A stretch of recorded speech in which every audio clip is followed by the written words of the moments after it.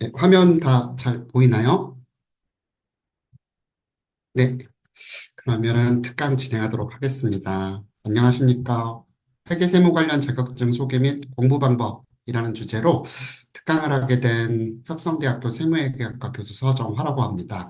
우리 한국방송통신대학교에서는 제가 이번 2025년 1학기 때는 이제 4학년 1학기 수업인 이제 회계학 연습 수업이랑 그다음에 2학기 때 이제 세무학 연습 수업을 맡게 돼가지고 지금 회계 연습 같은 경우에는 굉장히 지금 열심히 방학 중에 촬영을 하고 있습니다. 자, 그러면은 이제 회계 세무 관련 자격증 소개 및 공부 방법에 대해서 간략하게 설명을 드리도록 하겠습니다. 특강 목차는 첫 번째로 회계 세무 관련 자격증 소개, 그다음에 두 번째 공부 방법 순으로 해서 강의를 진행하도록 하겠습니다. 첫 번째로 이제 전산세무 회계 자격증이라고 되어 있는데요. 이 나눔 기준은 지금 각각의 시행처별로 해가지고 자격증을 나눈 거기 때문에 첫 번째로 이제 전산세무 회계 자격증이 중요하다고 해서 잘 앞에 있는 것이 아니라 시행처별로 잘 나눈 것이기 때문에 먼저 이제 한국 세무사회에서 지금 시행 중에 있는 자격증부터 먼저 설명을 드리도록 하겠습니다. 이제 한국 세무사회에서는 첫 번째로 전산세무 회계 자격증을 이제 시행을 하고 있는데요. 전산회계는 기업 회계 자격 시험에 의해 학습한 내용을 전산회계 프로그램을 통하여 장부의 기장, 결산서 작성, 정보의 조회 등 회계 실무 처리 능력을 전산회계 1급과 전산회계 2급으로 구분하여 측정 평가하는 실무 시험이고요. 전산세무는 세무회계 자격 시험에 의해 학습한 내용을 전산회계 프로그램을 통하여 부가세 신고, 원천세 신고, 법인 세무조정 등 세무 실무 처리 능력을 전산세무 1급과 전산세무 2급으로 구분하여 측정 평가하는 실무 시험입니다. 현재 이제 전산세무회계 자격 시험은 전산회계 프로그램인 이제 K랩이라고 해가지고 교육용 회계 프로그램인데요. 이걸로 진행을 하고 있고 실무에서는 이 K랩 자격 K랩 이 프로그램이 세무사랑 프로그램이라고 하더라고요. 그래가지고 이 프로그램에서 이제 시험을 본다고 보시면 되겠습니다. 그래서 이제 그 자격증이 이제 전산회계 1급, 전산회계 2급, 전산세무 1급, 전산세무 2급인데요. 이게 이제 과거 이제 좀 오래전에 이제 공부하셨던 분들 같은 경우에는 과거에는 이 자격증이 이제 부기 1급, 부기 2급, 부기 3급, 부기 4급이었어요. 그래서 부기 1급이 지금의 전산세무 1급이라고 보면 되고 부기 2급은 전산세무 2급, 부기 3급은 전산회계 1급, 그다음에 부기 4급이 전산회계 2급이라고 보시면 되겠습니다. 과거에는 부기라고 했다면 지금은 전산세무 전산회계로 이름이 바뀌었다고 보시면 되겠습니다. 여기서 이제 처음에 이제 전산세무 1급이라고 나오는데요. 이 전산세무 1급 같은 경우에는 이 네 개 자격증 중에서 제일 어려운 시험이에요. 근데 전산세무 1급 같은 경우에는 제가 과거에 살펴보니까 이게 합격률이 5% 이하거든요. 전산세무 1급 같은 경우에는. 그래서 이게 굉장히 어려워요, 합격하기가. 그래서 이제 보통 저희 대학에서 이제 전산세무 1급 공부한다고 하는 학생들 같은 경우는 저는 절대 보지 말라고 하거든요. 자격증이 5% 합격률이 5% 이내이기 때문에 저는 절대 보지 말라고 하거든요. 그래서 전산세무 1급 같은 경우에는 합격률도 굉장히 낮고 그다음에 공부할 것도 굉장히 많기 때문에 저는 추천드리진 않고요. 저 같은 경우 이제 전산세무 2급을 이제 좀 공부를 하라고 추천합니다. 전산세무 2급 같은 경우에는 이제 시험 과목을 보면은 재무회계의 경우에는 당좌, 재고, 유무형자산, 유가증권과 투자유가증권, 부채, 자본금, 임여금, 수익과 비용 이렇게 돼 있어서 재무회계 전반적인 내용에 대해서 다 시험을 보는 거고요. 원가회계의 경우에는 이제 원가 관련돼서 개별 원가 계산, 종합 원가 계산 등을 살펴보는 거고, 세무회계의 경우에는 부가가치세법, 소득세법에 대한 이론 내용을 살펴봅니다. 근데 이 전산세무 2급, 뭐 전산세무 1급 다 마찬가지로 이론이 30%, 실무 시험이 70%로 해서 이론 30% 같은 경우에는 여러분들 다 아시겠지만 푸는 문제고요. 실무 시험 같은 경우는 방금 전에 말씀드렸던 K랩 프로그램을 이용을 해가지고 입력을 하는 시험이라고 보시면 되겠습니다. 그래서 우리 이제 시험을 90분 동안 보는데, 전산회계 90분 동안 보고요. 전산회계 1급 같은 경우에는 아까도 얘기했듯이 전산세무 2급보다는 한 단계 아래 난이도의 시험입니다. 보면은 회계 원리, 원가 회계, 세무회계 같은 경우는 아까 전산세무 2급에서는 소득세랑 부가가치세법을 봤는데 이 전산회계 1급 같은 경우는 더 한 단계 아래의 시험이기 때문에 부가가치세법만 나와 있고 소득세법은 나와 있지 않습니다. 마찬가지로 이론 시험 30%, 실무 시험 70%로 해가지고 시험을 보고요. 그 다음에 방금 전에 말씀드렸듯이 마지막에 여기 밑에 보시면은 우리 이제 평균 60점, 70점 넘어야지 합격할 수 있는 시험이라고 보시면 되겠습니다. 그래서 우리 방금 전에 얘기했듯이 이 K랩 프로그램 같은 경우는 이제 이 프로그램을 이용을 해가지고 시험을 보신다고 보시면 되겠습니다.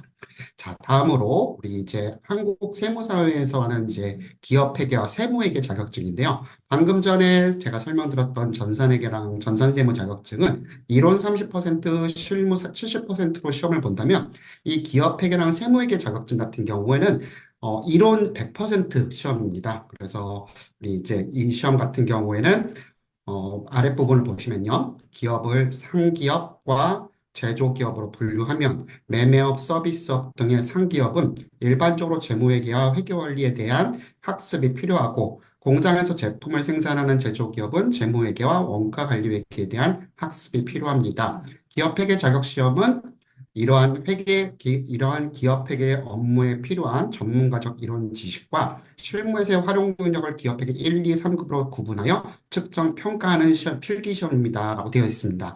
그래서 우리 기업회계 같은 경우에는 우리 재무회계 관련된 것을 이제 시험을 보는 거라고 보시면 되겠고요. 여기 나와 있는 것처럼 기업회계 1급, 2급, 3급 나와 있는데요. 기업회계 1급이 제일 어려운 시험이고요. 기업회계 3급이 이제 제일 난이도가 낮은 시험이라고 보시면 되겠습니다. 자, 다음으로 세무회계입니다. 중간 부분 보시면요. 세무회계에 관한 실무를 처리하기 위해서는 기업회계뿐만 아니라 소득세법, 법인세법, 부가가치세법, 조세특례제한법, 상속세 및 증여세법, 국세기본법 등에 대한 학습이 필요합니다. 세무회계 자격시험은 이러한 세법 이론 및 실무에 대한 전문 지식과 활용 능력을 세무회계 1급, 2급, 3급으로 구분하여 측정, 평가하는 시험이다라고 되어 있습니다. 그래서 방금 전에 얘기했던 기업회계는 재무회계 관련된 것을 이론으로 있는 시험이고 세무회계 같은 경우는 이제 세법 관련된 이론 내용을 보는 시험이라고 보시면 되겠습니다. 그래서 기업회계 1급, 2급, 3급 되어 있는데요. 보통 이제 저의 경우는 이제 자격증을 공부를 한다라고 했을 경우는 이 세 자격증 중에서는 이 세 개의 자격증 같은 경우는 난이도가 그렇게 어렵진 않습니다. 그래서 기업회계 1급을 제가 이제 추천을 좀 하는데요. 기업회계 같은 경우에는 이제 1부의 재무회계, 2부의 원가관리회계로 해가지고 시험을 보는데요. 이 시험의 특징은 우리 이제 기업회계 2급과 기업회계 3급을 보면은 저기 1부에는 재무회계로 되는 일반 기업회계 기준과 중소기업 회계 기준을 시험을 보고 기업회계 3급의 경우에도 일반 기업회계 기준과 중소기업회계 기준을 시험 범위에 들어가 있습니다. 근데 우리 이제 대학교에서 수업은 다 한국주택국제회계 기준 KIFRS로 수업이 진행이 되기 때문에 기업회계 2급과 기업회계 3급은 우리 이제 일반 기업회계 기준이라는 것이 이제 우리가 IFRS가 도입되기 전에 우리나라의 회계 기준이었는데요. 이 일반 기업회계 기준이랑 중소기업회계 기준 같은 경우에는 일반 우리 대학교에서는 교수님들이 가르치지 않기 때문에 시험 범위랑도 잘 맞지가 않습니다. 따라서 기업회계 1급 같은 경우에는 우리 수업 시간에 들었던 것을 내용으로 해서 시험을 볼 수가 있는 것이기 때문에 기업회계 1급 자격증을 제가 이제 좀 추천을 드리고자 합니다. 다음으로 이제 세무회계 1급, 2급, 3급 되었는데요. 방금 전에 말씀드렸듯이 세무회계 1급이 가장 어려운 시험이에요. 그래서 세무회계 1급 보면은 법인세, 부가가치세법, 국세기본법, 소득세, 도세특례제한법, 지방세법, 지방세기본법, 지방세특례제한법이라 가지고 세무회계 1급의 경우에는 우리 세법 관련된 거의 대부분의 조항들을 시험을 본다고 보시면 되겠습니다. 다음으로 세무회계 2급 같은 경우에는 법인세, 소득세 이렇게 되어 있고요. 그 다음에 세무회계 3급은 법인세, 뭐 부가가치세, 소득세 이래가지고 점점 이제 세무회계 1급부터 세무회계 3급으로 내려갈 때까지 보면은 점점 이제 시험 난이도가 낮아지기 때문에 점점 이제 그 시험 과목이 점점 좀 줄어드는 것을 확인할 수가 있습니다. 그래서 이 방금 전에 기업회계와 세무회계 같은 경우에는 여기서 모두 제 시행처가 한국세무사회인데요. 한국세무사회가 이 자격증에 대해 여러분들이 좀 관심이 있으시면은 보통 지금 뭐 이게 바뀌긴 하는데 계속 기업회계 경우에는 보통 이제 오전에 시험 보고 세무회계 같은 경우는 오후에 시험 봅니다. 그래서 보통 이거는 이제 그냥 시험 하나만 보고 이제 관심이 있으면 시험 하나만 보기보다는 기업회계 같은 경우는 오전에 이제 시험 준비를 하고, 시험을 보고, 그 다음에 오후에 세무회계 시험을 보면은 하루에 자격증 시험을 두 개를 볼 수가 있는 것이기 때문에 하나만 준비하기보다는 두 개를 같이 준비하면은 더 여러분들이 효율적으로 좀 자격증을 취득을 할 수 있을 거라고 생각이 됩니다. 다음으로 우리 AT 자격증입니다. 시행처는 한국공인인회계사예요. 방금 전에 전산회계, 전산세무는 한국세무사회에서 주관했는데 이 AT 자격증 같은 경우는 한국공인회계사에서 주관하는 자격증입니다.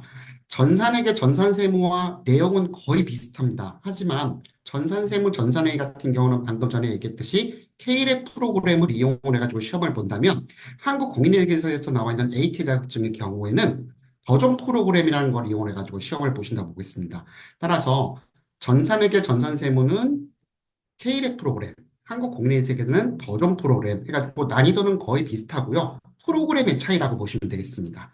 그래서 AT 자격증의 경우에는 FAT 자격증과 TAT 자격증으로 나눠지게 되는데요.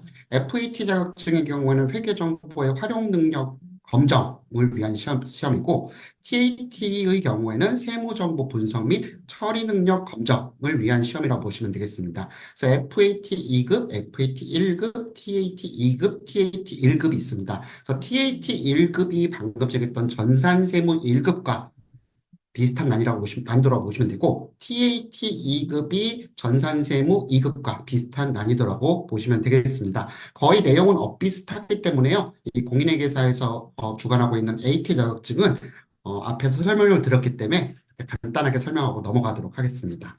자, 이 FAT 자격증 같은 경우에도 거의 앞에 전산세무 전산회계와 난이도가 거의 비슷하고요. 그 다음에 평가 범위도 거의 비슷합니다. 프로그램의 차이기 때문에 그래서 여러분들이 혹시나 예전에 뭐 프로그램을 다룬 적이 있는 경우에는 이 K랩 프로그램 같은 경우는 나온 지가 얼마 되지가 않았기 때문에 그 과거에 이제 관련 직종에서 좀 일하시는 분들 같은 경우는 더존 프로그램이 훨씬 편하실 거예요. 그래서 더존 프로그램이 좀 익숙하다라고 생각하시는 분들은 우리 FAT, TAT 자격증으로 좀 공부를 해주시면은 훨씬 좀 수월하게 합격을 할 수 있을 것으로 생각이 됩니다. 그래서 더존 프로그램의 경우에는 바탕에 이런 화면이 나오는데요. 그래서 이 프로그램으로 시험이 진행이 된다라고 보시면 되겠습니다. 다음으로 이제 네 번째로 회계관리 재경관리사입니다. 시행처는 3일 회계법인입니다. 이 시험의 경우에는 이제 재경관리사, 회계관리 1급, 회계관리 2급이 있는데요. 제 생각에는 이제 자격증 공부를 좀 한다고 하면은 재경관리사 공부를 좀 해줬으면 좋겠어요. 이 재경관리사의 경우에는 우리 이제 회계 관련 직종에 뭐 과장 승진 시험이라든지 팀장 승진을 위해서는 이 자격증을 취득하라는 회사들이 굉장히 많거든요. 그래서 재경관리사 자격증을 좀 취득을 위해서 좀 공부를 해주셨으면 좋겠습니다. 회계관리 2급보다는요. 그래서 재경관리사를 제가 이제 중심으로 해가지고 좀 설명을 드리도록 하겠습니다. 재경관리사는 국가공인 재경관리사는 재무회계, 세무회계, 원가관리회계 지식과 실무 능력을 갖춘 재경 전문가로의 역할을 수행할 수 있는지 평가하는 자격시험입니다. 그래서 시험 시간의 경우에는 150분으로 굉장히 길고요. 정가운 평균 70점 이상일 경우에 합격이라고 되어 있는데 제가 이게 좀 오타가 있는 것 같은데 모든 과목이 70점이 넘어야지 합격할 수 있는 시험입니다. 재경관리사 이제 보시면요. 시험 범위가 나와 있는데요. 재무회계, 세무회계, 원가관리회계 거의 대부분의 내용을 시험을 봅니다. 그래서 재무회계의 경우에는 뭐 자산부채, 자본, 수익, 비용, 그 다음에 뭐 관계기업, 뭐 환율 변동 해가지고 중고급회계 모든 내용을 거의 다 시험을 본다고 보시면 되겠고요. 세무회계 경우에는 법인세, 소득세, 부가가치세법 등등 거의 세법의 대부분을 시험을 본다 보면 되겠고 원가관리회계도 마찬가지로 원가관리회계 모든 내용들이 시험 범위에 들어 있습니다. 저희 재경관리사의 경우에는 방금 전에 뭐 기업회계라든지 세무회계라든지 여러 가지 자격증 설명을 드렸는데 그 중에서 가장 난이도가 어려운 시험입니다. 그래서 저 같은 경우에는 이제 보통 학생들이 회계사와 세무사 자격증이 좀 관심이 있다라고 하는 학생들의 경우에는 재경관리사 공부를 먼저 한번 해보고 재경관리사를 합격하면은 회계사나 세무사 공부를 좀 해봐라라고 저는 이제 좀 권유를 좀 많이 하는데요. 재경관리사 같은 경우는 재무회계, 세무회계, 원가관리계 모든 범위가 다 들어있기 때문에 굉장히 좀 제가 지금 설명하는 그 자격증 중에서 좀 난이도가 좀 높은 시험이다라고 보시면 되겠습니다. 다음으로 이 회계관리 1급, 회계관리 2급의 경우에는 방금 전에 재경관리사의 더 밑에 자격증들이 있기 때문에 이 자격증 같은 경우에는 넘어가도록 하겠습니다. 다음으로 IFRS 관리사입니다. 시행처는 사단법인 CFO 협회인데요. IFRS 관리사에 대해서 살펴보면요. IFRS 관리사 자격시험은 IFRS에 따른 기업회계 실무 능력을 사단법인 한국 CFO 협회에서 검증하는 자격시험 제도입니다. IFRS 관리사 시험의 기본 목적은 합격자가 상장기업 회계팀에서 IFRS 회계 업무를 어려움 없이 수행할 수 있는 IFRS 회계 전문가를 양성하는 데 있다라고 해가지고 시험 시간은 60분이고 절대 점수 70점 이상일 경우에 합격이라고 되어 있는데요. 시험 범위를 살펴보면은 이 시험은 이제 다른 시험과는 좀 다르게 각각의 출제 범위에서 뭔 문제가 출제된다라는 것을 정확히 이렇게 배정을 해주고 있습니다. 그래서 이렇게 봤을 때, 아, 내가 어느 쪽을 좀 열심히 공부를 해야겠다라고 좀 이제 확인을 할 수가 있는데요. 그래서 이 시험의 경우에는 총 60문제 60분 시험입니다. 그래서 한 문제당 1분인데요. 이 시험의 경우에는 방금 전에 우리 재경관리사와의 차이는 이 시험의 경우에는 IFRS 중급 회계만 시험 범위에 있습니다. 그러면은 그냥 간단하게 생각을 했을 때 재경관리사 같은 경우에는 재무회계, 원가관리회계, 세법 다 공부를 해야 되고 이 IFRS 관리사는 중급회계만 공부를 하면 되니까 이 시험이 훨씬 쉬운 시험인가라고 생각을 할 수가 있는데요.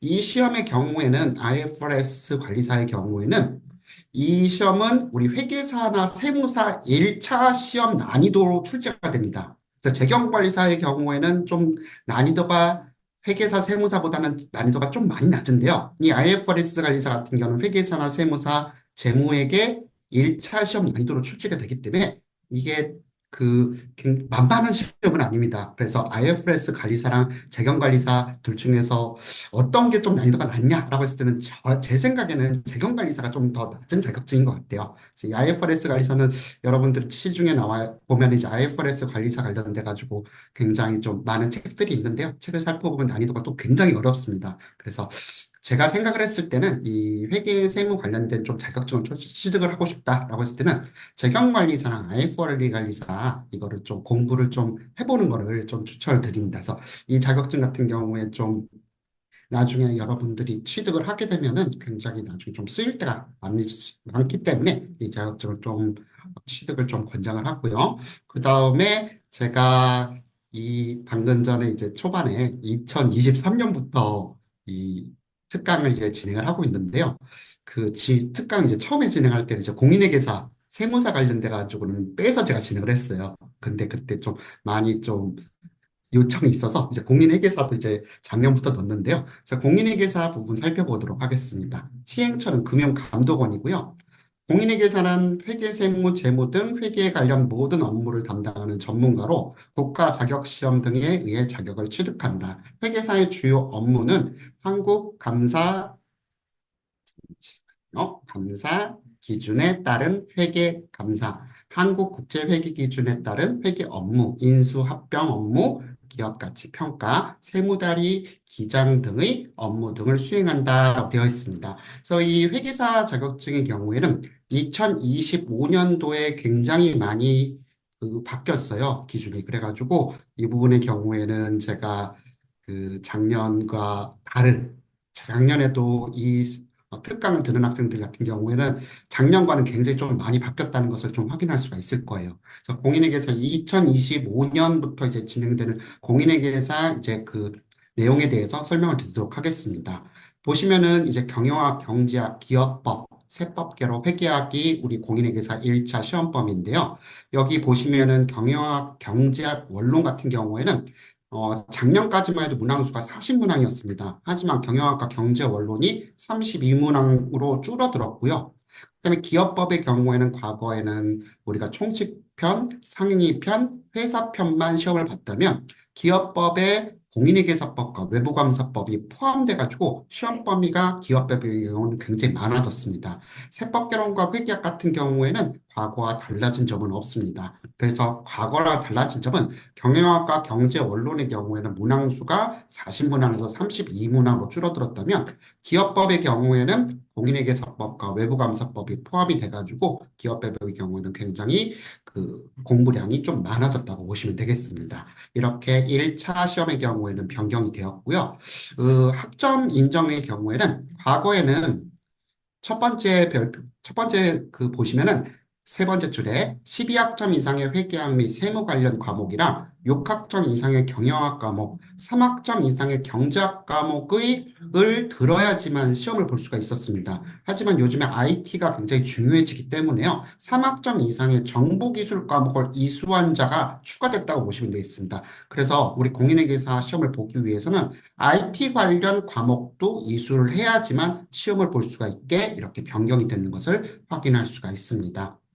다음으로 우리 이제 회계사 뒤에서 설명드린 세무사의 경우에는 공인 영어 점수가 필요한데요. 영어 점수의 경우에는 우리 이제 보통 토익 700점 이상, 그다음에 GTEF의 경우에는 레벨 2 65점 이상을 맞아야지만 공인회계사나 세무사 자격 시험을 이제 할 수가 있는데요. 이 토익이랑 GTEF의 경우에도 그 이제 저희 대학 학생들의 경우에는 토익을 보는 게 좋냐, 지텔프를 보는 게 좋냐, 그렇게 좀 많이들 저한테 질문을 하는데요. 요거 같은 경우에는 제가 이제 뒤에 그 작년과는들에게 좀 추가해서 넣기 때문에 어떤 거를 여러분들이 좀 혹시나 회계사나 세무사 공부를 하고 싶은 분들의 경우에는 어떤 거를 좀 공부를 하는 게 좋겠냐에 대한 설명은 제가 뒤에서 드리도록 하겠습니다. 다음으로 우리 주관식 2차 부분인데요. 2차 과목은 세법, 재무관리, 회계감사, 원가관리에게 재무회계라고 되어 있는데요. 우리 과거와는 다른 거는 재무회계의 경우에는 과거에 150점 만점으로 중급회계와 고급회계가 합쳐졌었는데요. 이번 2025년부터는 재무회계 1, 재무회계 2로 나눠가지고 재무회계 1의 경우에는 중급회계만 시험을 보고 재무회계 2는 고급회계를 시험을 봅니다. 이게 왜 이런 거냐면 과거에는 재무회계, 중급회계, 고급회계를 같이 봐가지고 150점이었는데 우리 회계사 시험의 경우에는 60점, 아니 60%를 넘어야지 합격이기 때문에 150점 만점에 90점을 넘으면 합격을 했습니다. 따라서 우리 이제 보통 고급회계 같은 경우는 좀 이제 학생들이 좀 많이 어려워하기 때문에 고급회계 공부를 안 하고 중급회계만 해가지고 60점을 넘겠다. 90점을 넘겠다라는 전략이었는데 그래가지고 우리 보통 이제 그 회계 법인에서 그 새로 이제 들어오는 회계사들의 경우는 고급 회계가 굉장히 좀 부족한 것 같다. 그래가지고 이 고급 회계를 좀 따로 떨어뜨려 달라. 그렇게 요청을 해가지고 고급 회계만 따로 이렇게 나오게 됐습니다. 따라서 2025년부터는 재무회계 1에서 100점 만점에 60점이 넘어야 되고요. 재무회계 2의 고급 회계 같은 경우는 50점에서 30점을 넘어야지만 시험을 합격하는 걸로 이렇게 변경이 되었다고 보시면 되겠습니다. 그래서 재무회계를 중급회계와 고급회계로 나눠놨다. 그런 차이가 있다고 보시면 되겠습니다. 그 다음에 우리 그 회계사의 경우에는 1차를 합격하면은 그해 2차 시험과 불합격을 했을 경우에는 다음 연도 2차 시험 두 번을 응시 기회가 있는데요. 금년도 1차 합격자의 경우에 금년도에 시험을 봤는데 예를 들어서 세법 재무관리 회계감사 원가액의 재무회계인데 세법 재무관리가 60점을 넘었을 경우에는 회계감사 원가액의 재무회계는 60점이 못 넘었기 때문에 이거 같은 경우는 두 과목만 합격을 했고 그 다음에 세 과목은 불합격을 했기 때문에 다음 연도에 시험을 볼 때는 과거에 합격한 과목은 공부를 할 필요가 없는 것이고요. 회계, 감사, 원가액의 재무회계 이 세 가지만 공부해서 60점이 넘었을 경우에는 합격한다. 이거를 우리 부분 합격이라고 하는데요. 이렇게 진행이 되고 있습니다. 2차 시험의 경우에는. 다음으로 이제 세무사 시험입니다. 세무사는 조세에 대한 상담을 하고 의뢰인을 대리하여 세무에 대한 각종 서류를 작성하여 세무서에 신고, 신청, 청구하는 등의 일을 한다. 세무사가 맡는 주요 업무는 세무기장 신고 대리, 세무서류 작성, 세무상담 및 심판 청구 등의 세무 관련 업무와 결산 업무 원장 기장 및 결산표의 작성, 그래서 회계 관련 의 지도, 상담 등의 회계 관련 업무, 건설업 등의 기업 진단 업무 등이 있는데요. 그래서 우리 이제 세무사 시험의 경우에는 회계사 시험과는 다르게 바뀐 게 없습니다. 그래서 1차 시험의 경우에는 재정학, 세법개론, 회계학개론, 그다음에 상법 이 네 과목을 합쳐서 우리 이제 평균 60점이 넘어야지 1차 시험이 합격하는 것이고요. 2차 시험의 경우에는 회계학 1부에는 재무회계와 원가관리회계가 있고 회계학 2부는 세무회계, 그다음에 세법학 1부, 세법학 2부로 해가지고 시험을 보는데요. 우리 뭐 최저 점수 40점 이상을 넘어야 되고 평균이 높은 순서로 해가지고 세무사 시험은 매년 이제 700명을 선발하는데요. 그 1등부터 해가지고 점수가 높은 사람을 순서대로 해가지고 이제 합격자를 이제 선정한다라고 보시면 되겠습니다. 그래서 우리 이 시험의 경우에도 우리 공인회계사와 마찬가지로 1차 시험을 합격했을 때는 그 해에 2차 시험 볼 수 있고요. 그 해에 2차 시험 떨어졌을 경우는 다음 연도 2차 시험까지 있어. 한 번 1차 시험을 합격하면은 우리가 2차를 이제 두 번 볼 수가 있다라고 보시면 되겠습니다. 근데 회계사 시험과는 다른 점은 이 시험의 경우에는 부분 유예 제도가 없습니다. 그래가지고 이번 연도에 2차 시험이 떨어졌을 경우 다음 연도에 그 회계학 1부, 회계학 2부, 세법학 1부, 세법학 2부를 다 봐야 되는 시험이라고 보시면 되겠습니다. 그래서 우리 지금까지 제가 이제 설명을 했던 것을 좀 얘기를 하면요. 우리 이제 난이도로 했는데요. 이제 회계사 시험과 세무사 시험은 워낙 어려운 시험이기 때문에 그 부분을 제외하고 이제 난이도를 좀 얘기를 하자면요. 난이도에 이제 별표 하나만 있는 것은 솔직히 이거는 이제 별로 그렇게 공부를 우리가 회계 원리 단계에서 들었다고 했을 때는 단위도 별표 한 개의 경우에는 공부를 이게 뭐 한 달도 공부 안 해도 합격할 수 있는 굉장히 난이도가 낮은 시험이기 때문에 이 난이도 별표 한 개, 별표 두 개의 경우에는 제가 별로 그렇게 추천을 드리지는 않고요. 난이도 이제 별표 세 개 부분을 보면요. 전산세무 2급이라고 되어 있습니다. TAT 2급. 그래서 전산세무 2급과 TAT 2급이 난이도가 비슷한 시험이기 때문에 이 자격증을 좀 실무 쪽에서는 이 자격증을 좀 취득을 공부를 좀 해주셨으면 좋겠고요. 그다음에 기업회계 1급, 세무회계 1급 뭐 이렇게 되어 있는데요. 방금 전에 얘기했듯이 좀 자격증 시험의 경우에는 뭐 재경관리사나 IFRS 관리사를 여러분들이 좀 공부를 좀 해주시면은 여러분들의 좀 커리어에 좀 많은 도움이 될 수 있을 거라고 생각합니다. 그래서 정리하자면 재경관리사나 이론 시험은 재경관리사나 IFRS 관리사를 좀 여러분들이 공부를 좀 해주셨으면 좋겠고요. 실무 관련돼서는 전산세무 2급이나 TAT 2급 관련돼 가지고 시험을 보면은 좀 좋을 것 같습니다. 공부 방법 나오는데요. 이게 우리 이제 한국방송통신대학교 회계금융전공 로드맵인데요. 제가 방금 전에 말씀드렸던 자격증들은 우리 회계금융전공 로드맵을 보면은 거의 모든 과목이 다 되어 있어요. 그래서 우리 학교의 모든 수업을 다 들으시면은 자격증을 취득하는데 전혀 어려움이 없습니다. 그래서 거의 모든 과목이 개설이 되어 있기 때문에 우리 방송통신대학교 수업을 열심히 들으시면은 그 여러분들이 자격증을 쉽게 취득을 할 수 있을 거라고 생각합니다. 그래서 여기 그냥 개인적으로 얘기를 하면은 여기 4학년 1학기 때 회계학 연습이랑 그다음에 뭐 세무학 연습이 있는데요. 제가 이번 연도랑 다음 연도에 강의를 하는데 이 수업 좀 듣는 분들은 제 수업 좀 많이 들어줬으면 좋겠습니다. 네, 이렇게 해가지고요. 설명을 했고요. 그 다음에 이 부분 같은 경우에는 제가 이제 영어 관련돼 가지고 이제 질문을 굉장히 많이 받아요. 그래가지고 공인회계사랑 세무사 같은 관련돼서는 영어 토익 700점, 그다음에 지텔프 레벨 2 65점을 넘어야지만 시험을 볼 수가 있기 때문에 영어 공부를 지텔프를 공부해야 되냐, 토익을 공부해야 되냐 굉장히 좀 많은 질문을 받아가지고요. 제가 그냥 개인적으로 지텔프 시험을 한번 봐봤어요. 시험 봐봤는데 이게 보니까 지텔프랑 토익을 비교를 했을 때 지텔프가 개인적으로 굉장히 더 훨씬 쉽더라고요. 그래서 지텔프로 좀 공부를 하는 게 좀 쉽다라는 것을 좀 알려주기 위해서 여기 이제 영어 부분을 여러분들이 뭐 영어 잘 아시는 분도 있겠지만 이게 질문사항이 좀 굉장히 많아가지고 지텔프랑 토익을 좀 비교를 간단하게 좀 해보면요. 지텔프의 경우에는 문항수가 80문항이고요. 토익은 총 200문항입니다. 시험 시간은 총 90분이고 지텔프는 토익은 120분인데요. 평가 방식 같은 경우는 지텔프는 절대평가고 토익은 상대평가입니다. 그래서 지텔프의 경우는 저만 잘하면은 점수를 취득하는데 전혀 문제가 없어요. 근데 토익의 경우에는 이제 제가 시험을 봤을 때 나보다 잘하는 사람이 많이 시험을 봤을 경우에는 내 점수가 떨어질 수 있기 때문에 지텔프와 토익 같은 경우는 지텔프는 나만 잘 보면 시험의 점수가 잘 나오기 때문에 지텔프가 훨씬 유리하다고 생각합니다. 또한 지텔프의 경우에는 시험 봤을 때 시험 본 다음에 5일 이내에 점수가 바로 나와요.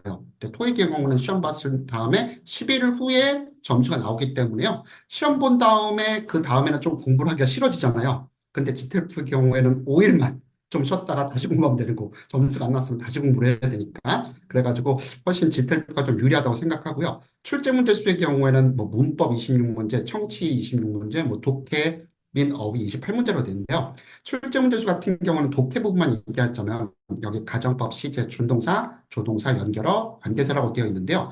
가정법, 시제, 준동사, 관계사의 경우에는 이 부분의 경우에는 그냥 단순 암기라 푸는 문제예요. 해석이 전혀 필요가 없는 문제예요. 그래가지고 총 26문제 중에서 조동사랑 연결어 문제만 해석을 해가지고 풀 수 있는 문제이기 때문에요. 26문제 중에서 6문제만 해석을 해서 푸는 거고, 나머지 20문제는 그냥 암기해서 푸는 것이기 때문에, 이 같은 경우는 훨씬 GTF가 공부량도 적고, 훨씬 좀 쉬운 시험이라고 보시면 되겠습니다. 그래서 제가 이제 GTF 문제를 좀 가져왔거든요. 근데 여기 왼쪽과 오른쪽 문제가 있는데, 둘 다 1초 문제예요. 둘 다 1초 문제인데, 이 같은 경우는 여러분들 봤을 때 답이 뭔 것 같아요? 자, 왼쪽 거 볼게요. 왼쪽 거 보면요. 이 네모 안에 들어있는 거를 지금 푸는 문제잖아요. 보시면은 여기 보면 at the moment라고 있어요. at the moment. at the moment랑 currently, right now 나왔을 때는 무조건 현재 진행 시제를 골라주면 돼요. 정답은 D번이고요. 그 다음에 오른쪽 문제 보면은 it is important that이라고 돼 있는데 it is important that, suggest that, propose that 그런 거 나왔을 때는 it is important that 주어 동사 원형이에요. 정답이 D예요. 그래가지고 둘 다 1초 문제예요. 그 암기만 했으면은 그래가지고 제가 생각을 했을 경우에는 토익과 지텔프 어떤 게 더 쉽냐라고 했을 때는 저 같은 경우는 지텔프를 좀 많이 지텔프랑 관련은 없는데 지텔프랑 훨씬 쉬운 시험이기 때문에 좀 지텔프를 여러분들 만약에 회계사랑 세무사를 공부를 한다고 했을 때는 지텔프 공부를 좀 하면은 훨씬 수월하게 영어 점수를 취득을 할 수가 있을 거라고 생각이 됩니다. 그 다음에 이 부분 같은 경우는 독해 부분인데요. 이 독해 부분 같은 경우에도 그 토익 같은 경우는 굉장히 지문들이 많은데요. 이 지텔프 같은 경우에는 굉장히 좀 크긴 한데 이런 독해 지문이 4개밖에 안 나와요. 4개밖에 안 나가지고 이거를 또 시간도 이 4개 지문을 40분 동안 시험을 보거든요. 그래서 이 지문을 10분 동안 읽고 오른쪽에 이제 문제를 푸는 것이기 때문에 확실히 좀 토익보다는 시험 그 시간이 적으면서 그 다음에 배분되는 건 굉장히 좀 많기 때문에 그래서 이거 4개 지문만 좀 열심히 공부를 하시면 더 좋은 점수 나올 수 있기 때문에 둘 중에서 어떤 게 좀 공부를 할까라고 했을 때는 저 같은 경우는 좀 지텔프로 공부를 하면은 훨씬 효율적으로 영어 점수를 취득을 할 수가 있을 것으로 생각이 됩니다. 여기까지 해가지고 회계세무 관련 자격증 특강을 마치도록 하겠습니다. 감사합니다.